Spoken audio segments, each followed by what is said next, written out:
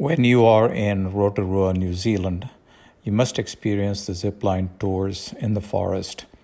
I would recommend trying the Rotorua Canopy Tours company and taking their ultimate canopy experience. The tour guides are very professional at the Rotorua Canopy Tour Company. They spend a lot of time going over the safety regulations and the requirements, and as you walk towards the first aerial platform, they give you a lot of information about the flora and the fauna and the wildlife of the forest. Most important thing, don't touch the metal.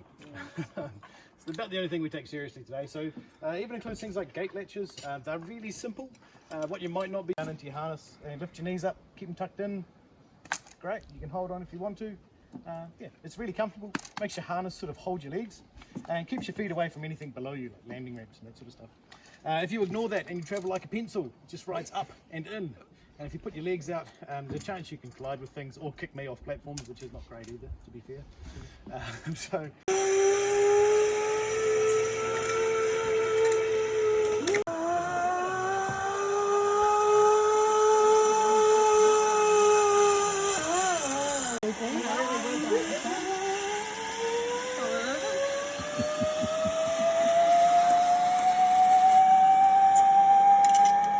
If you translate that from Māori, yes, red water. Yeah, so there was a huge battle up in Māmaku and not many people survived. And yeah, she was running red for quite some time. Māori and Māori. Before the land war. Yeah.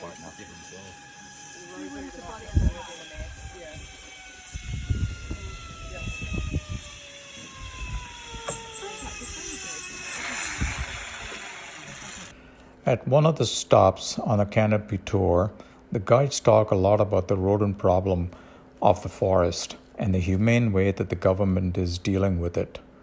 Rodents like stoats, rats, and possums are not native to New Zealand.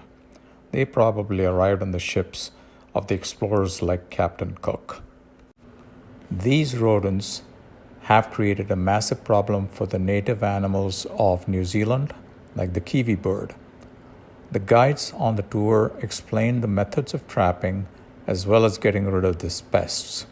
The goal is to eradicate them by 2050. When we arrived in our forest, we had a 100% pest saturation. We couldn't really get more pests if we had tried to, and we knew that because we put out little chew cards, which are like rectangles like that big, of corflute, which is basically old real estate sign. You can squish peanut butter in the sides of that, nail them to a tree, and then see what pests you had by what bit them. Every single one of those had been bitten or had been ripped completely off the tree. So yeah, decided. You had a problem. 100%, yeah, 100% big style problem. So went out, got some of your average rat traps. You want to show me how they work? You go, Russ. Probably not a good idea, eh? We'll put 2 of those into a bird-proof box, obviously. If we caught our birds, wouldn't really be helping us. And then possums, get this thing here, essentially works like a rat trap on steroids.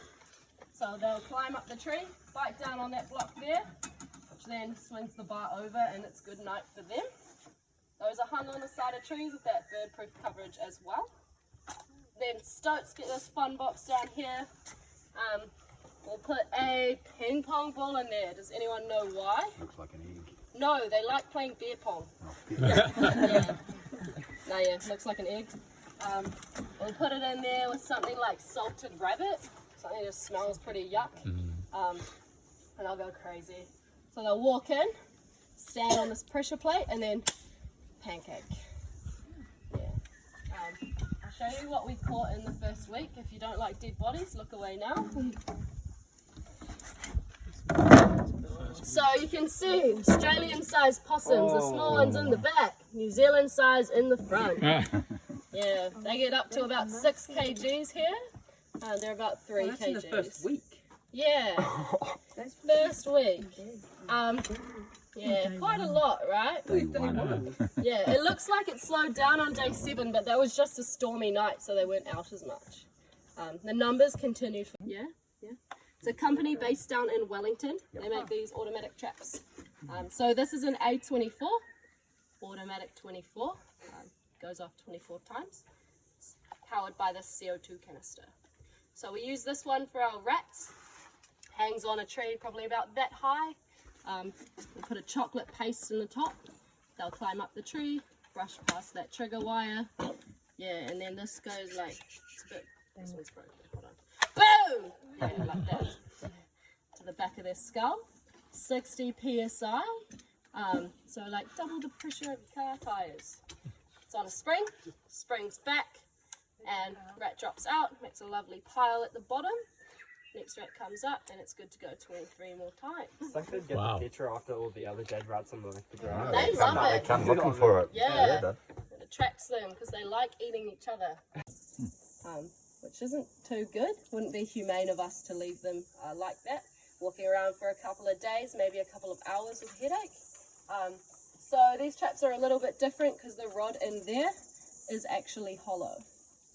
So it blasts a little bit of excess CO2 into their brain cavity, blows their mind, they're dead instantly. So these are actually the most humane traps on the market, which is really cool. Yeah. And so they just drop below as well. They drop die, below as Same well. as the rats. Yeah, just hang out. hang out down the bottom. Um, Seen the friends. Yeah.